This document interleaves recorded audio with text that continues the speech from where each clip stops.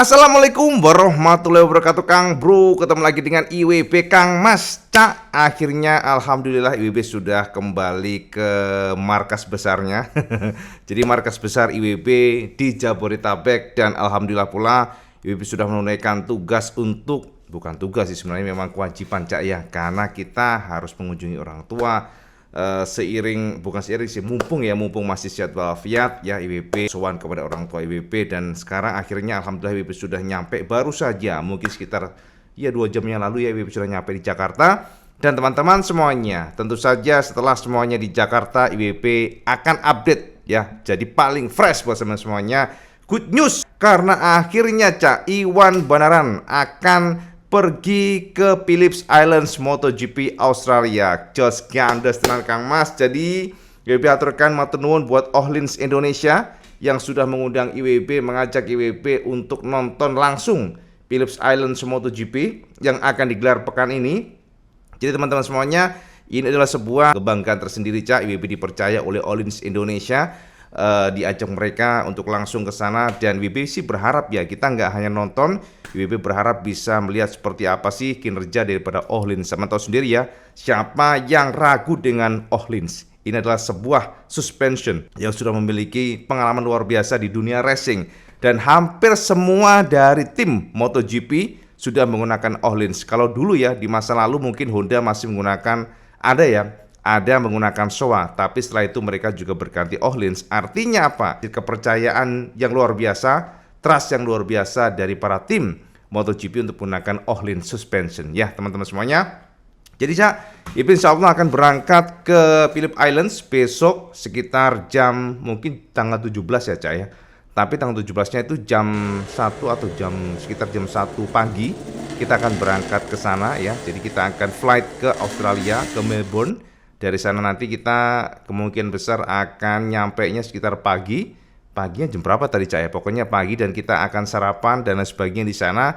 Tapi yang jelas Cak, nanti dari sana kita akan ya keliling-keliling dulu lah ya di Australia bersama teman-teman Ohlins. Dan kemudian baru di hari Sabtunya IWB akan ke sirkuit Phillip Islands. Jadi teman-teman semuanya sampai pantau terus Iwan Banaran Cak. IWB akan share kesampaian bagaimana sirkuit Phillip Islands langsung ya. Selama ini kan sampean hanya melihat dari TV. Jadi seperti apa TV itu kan hal yang biasa, tapi behind the scene-nya, behind the paddock-nya, IWB akan share ke sampean semuanya. Jadi IWB juga penasaran Cak, apakah memang Phillip Islands ini adalah sebuah sirkuit yang jos gandos? Apakah hanya cantik pada saat disorot dengan kamera MotoGP? Dan bagaimana dengan pedok-pedoknya, behind the scene-nya, kemudian ruangan-ruangannya kayak apa, kemudian lokasi dari pembalapnya, kita akan kupas, IWB akan kupas buat semuanya untuk pengetahuan kita semuanya. Jadi teman-teman semuanya pokoknya selalu pantau terus, IWB akan update buat sampean Phillip Islands seperti apa, MotoGP Australia seperti apa, apalagi Cak, ini bakal hot mengingat sama tahu sendiri ya, persaingan MotoGP begitu kuat luar biasa. Jadi competition antara Pecco Martin itu yang menjadi fokus kita, karena memang saat ini ya kalau kita boleh jujur Marquez dan juga Enea agak jauh Cak. Jadi secara klasemen sementara agak sulit. Jadi kita fokusnya kepada dua pembalap ini. Walaupun tentu Kang Mas, kita nggak bisa singkirkan Bastian ini ya. Dan apalagi kemarin kita tahu sendiri bagaimana Martin yang juga luar biasa. Jadi teman-teman semuanya, ketika kita flashback sedikit ya, bagaimana race Phillip Islands 2023, sampean pasti ingat bagaimana Jorge Martin yang luar biasa di awal mendominasi. Dan teman-teman semuanya, bahkan Martin sempat melebarkan gap hingga 2 detik lebih. Akan tetapi sekali lagi ada problem dengan strategi ban. Itu ya yang menjadi fokus IWB kemarin. Dan kalau kita membongkar bagaimana dan apa yang terjadi dengan Martin akhirnya di overtake oleh Zarco, dan Zarco menang kemarin. Kemudian juga bahkan Pecco Bagnaia sama nyalip, termasuk juga Fabrizio Antonio nyalip, termasuk juga Binder.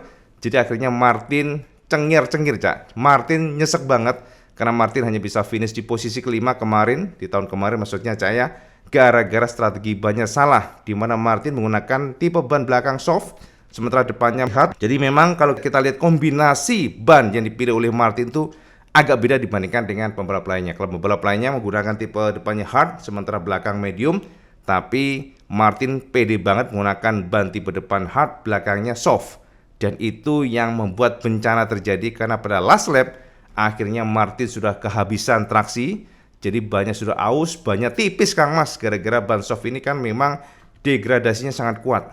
Jadi awalnya sangat bagus, traksinya bagus, tapi kalau sudah kehabisan karet, ya udah selesai. Jadi itu sekelas informasi buat sampean semuanya bagaimana Phillip Island, dan tentu saja di tahun ini kita akan lihat apakah Martin akan mengulangi kekonyolan tahun kemarin. Ya harusnya enggak, Cak ya. Dan IWP cukup yakin ya, kalau pada kondisi normal para pembalap akan menggunakan tipe ban belakang medium semuanya. Karena gini Cak, Phillip Islands ini adalah sebuah sirkuit yang memang tricky. Dan teman-teman harus tahu Phillip Island adalah sebuah sirkuit yang dari geografisnya itu memang mirip dengan Mandalika.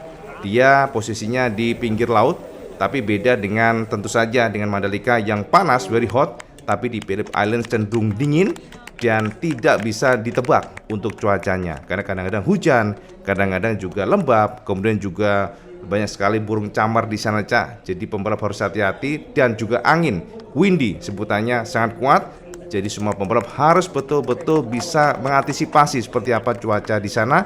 Dan IWB tentu saja juga penasaran kayak apa sih aslinya. Karena kalau kita lihat dari data di atas kertas, ini adalah sebuah sirkuit yang cenderung sulit ditebak karena memang di pinggir laut ya, dan ada windy yang kuat tadi. IWB sudah share sama semuanya, termasuk juga kondisi aspal maksudnya yang cepat drop dari panas tiba-tiba dingin, dan itu akan menjadi tantangan tersendiri. Dan teman-teman, Olins tim ya dari Indonesia sudah nge-share ke IWB untuk membawa raincoat, artinya kemungkinan besar ya nantinya bisa aja nanti hujan ya. Jadi hujan dan juga mungkin rintik-rintik atau ya hujan ringan bisa saja.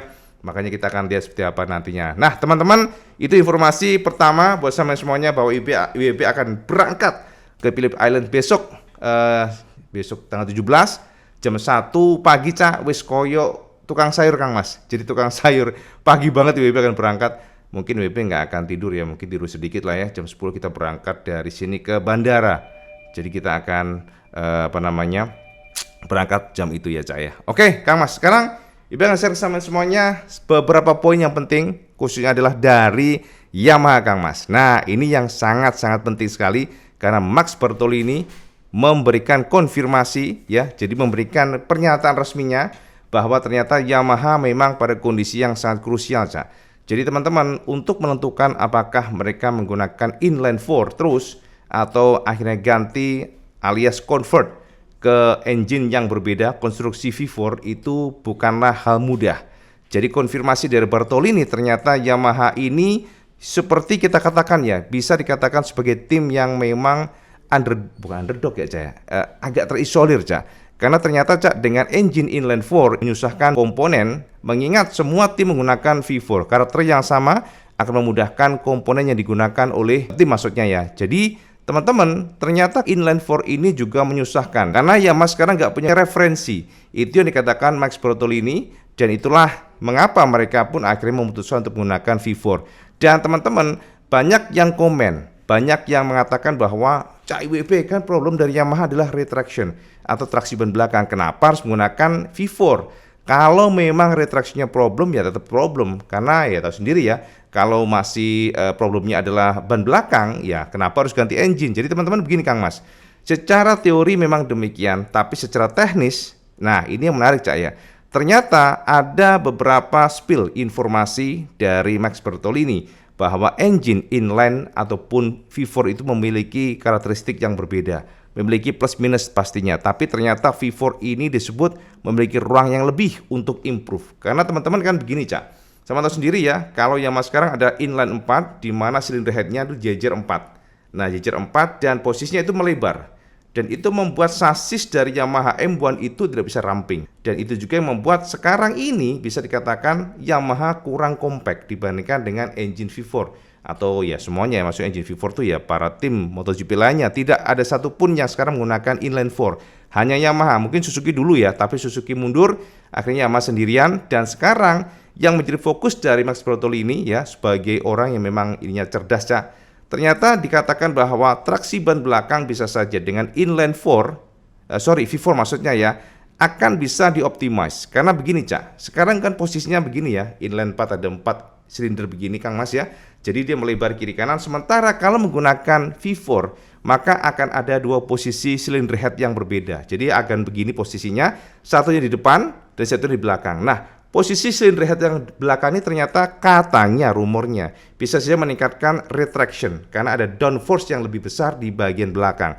Jadi distribution weight atau kalkulasi dari geometrinya akan lebih mudah dipush oleh mereka agar traksi ban belakangnya meningkat. Walaupun tentu nggak semudah itu karena kan semuanya berkaitan, Cak. Sasisnya, elektroniknya, kalkulasi jelimet semuanya, Cak. Akan tetapi ada beberapa informasi yang bisa kita tangkap bahwa Max Bertolini memberikan penekanan bahwa Yamaha sekarang ini sudah sangat serius dan dikonfirmasi pula bahwa sepertinya inline 4 akan selesai di masa depan. Berikut kata Max Bertolini yang kita terjemahkan dari MotoGP mengenai bagaimana progres dengan Yamaha M1 V4 in the future. Berikut kata Max Bertolini. Setelah keputusan untuk mengembangkan V4 dibuat, konstruksi dimulai. Fase ini berlanjut. Saat ini memang belum ada mesin yang kita maksud apalagi motornya, namun kalian harus memahami bahwa ini bukan hanya tentang mengimplementasikan mesin baru. Keputusan untuk mengimplementasikan penggerak V4 berarti membangun motor MotoGP yang benar-benar baru. Aku ulangi sepenuhnya, tidak mungkin untuk mempertimbangkan komponen secara terpisah. Dalam prakteknya tidak mungkin untuk menempatkan mesin yang baru dikembangkan dan dicangkokkan dengan motor sekarang kemudian mengujinya. Kami sekarang harus mengimplementasikan mesin dengan konsep V4 dan membangun motor yang sesuai. Ketika semua ini sudah kelar, fase pengujian dimulai dan kemudian membandingkan kedua motor pada saat yang bersamaan. Dan jika dengan menggunakan mesin V4 tersebut kita benar-benar bisa mendapatkan keuntungan, barulah mesin tersebut akan diturunkan ke medan balap. Meskipun peraturan akan memungkinkan kami untuk beralih dari 4 silinder segaris ke konsep V4, penggunaan V4 harus benar-benar dipersiapkan dengan sempurna. Aku tekankan di sini bahwa mesin ini bukanlah mutlak unggul. Sebaliknya, Luca Marmorini dan kami tahu betul tentang keuntungan dari mesin inline karena masih ada banyak potensi dengan mesin ini. Tapi tujuannya berbeda. Pada akhirnya, kami harus menyadari bahwa kami sekarang adalah satu-satunya produsen dengan mesin inline sehingga kami tidak memiliki referensi. Ini berlaku untuk area sasis termasuk ban juga berperan.